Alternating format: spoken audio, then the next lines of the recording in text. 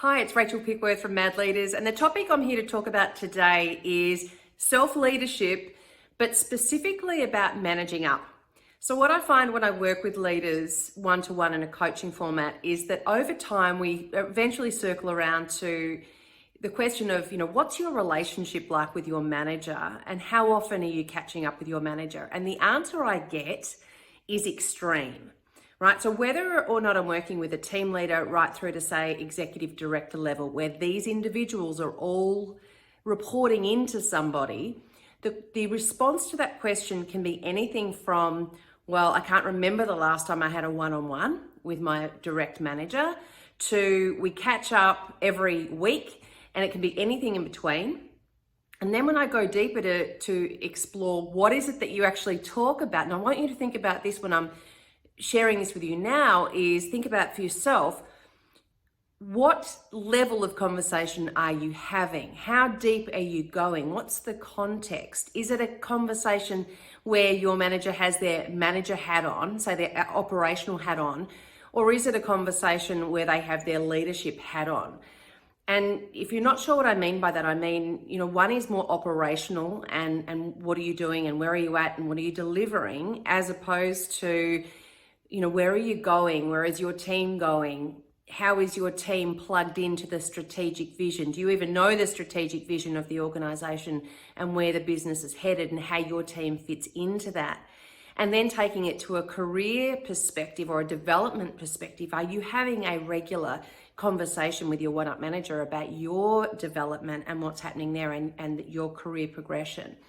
So I would like to invite you to think about how you're in control of this process, how you can take control of this, because what I often hear is my manager's really busy. And as you tend to go up an organization, what we find is that leaders higher up in the organization, they get busier.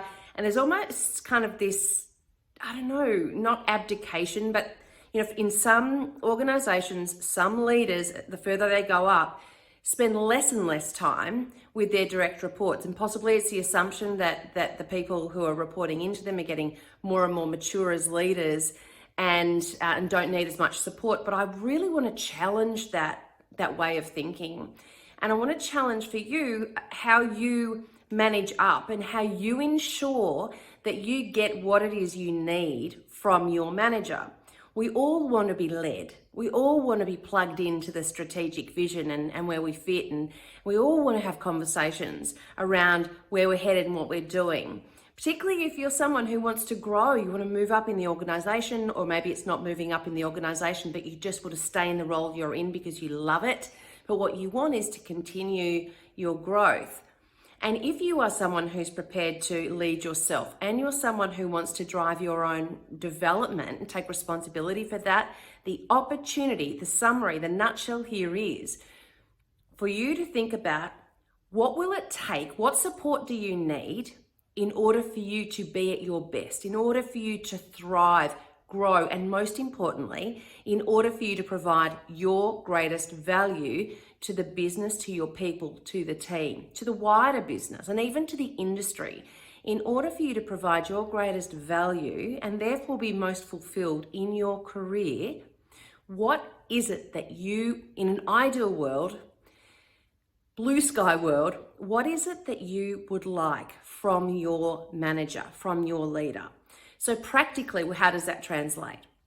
So it could look like I need an hour with my manager once a month, or possibly I'd like 30 minutes at one fortnight, and then 2 weeks later, I'd like an hour to have that more strategic or development or career focused conversation.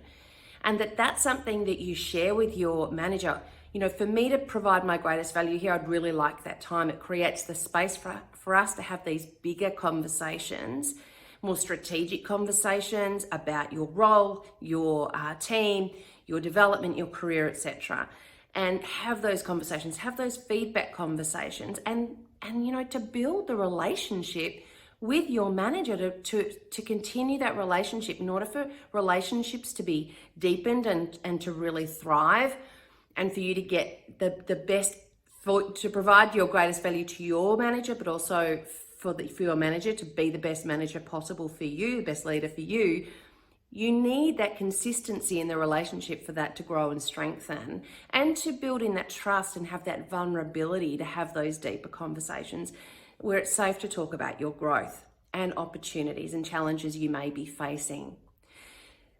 Now, I do, when I'm working with the leaders that I'm coaching, and also in my Elevate in 90 Days program, I provide a framework, a recommended framework for a one-on-one session. There are two ways you can use this. One is that you can use it with your direct reports. How do you lead them most effectively in one-on-ones? What conversation starters are there in there? How do you approach the leadership conversation and the management conversation? And the second part is that you can use the same framework when managing up and going into a session with your manager, because your manager may turn up to a session and not provide much structure. And so you can, again, putting on the hat of self-leadership, you can take responsibility, take control, walk in with sort of a framework to say, these are the things that I'd really like to explore. In this framework I provide, you don't need to follow every point, but you've got everything there. And it also explores your goals, your development planning, the competency gaps that you have there, and any leadership frameworks that are relevant in your organization or your industry.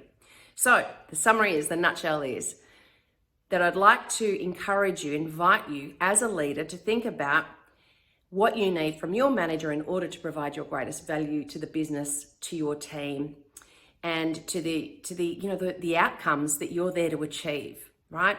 So in order for you to do that, what is it that you need from your manager? To be assertive about asking for that, and then cementing that. I'm harping on about systems all the time. Cement that in with a regular, recurring appointment in the calendar. If it has to be moved, and let's face it, the sessions do get moved, then it gets rescheduled straight away. Take responsibility for that. Don't sit back and say, oh, they're busy and they don't have time. And no, own it. You need it, own it, drive it, make it happen, get back in their calendar. And then your growth looks like this. Your development looks like that. Your career looks like that, instead of this kind of plateaued career path and development journey where you're not achieving the maximum potential that you could achieve as a leader. So that's it. Great to pop in and say hello. And you can check out what I do at madleaders.com.au. If you have any questions, then make sure you say hello and comment. And I'll be back in the next video. Bye for now.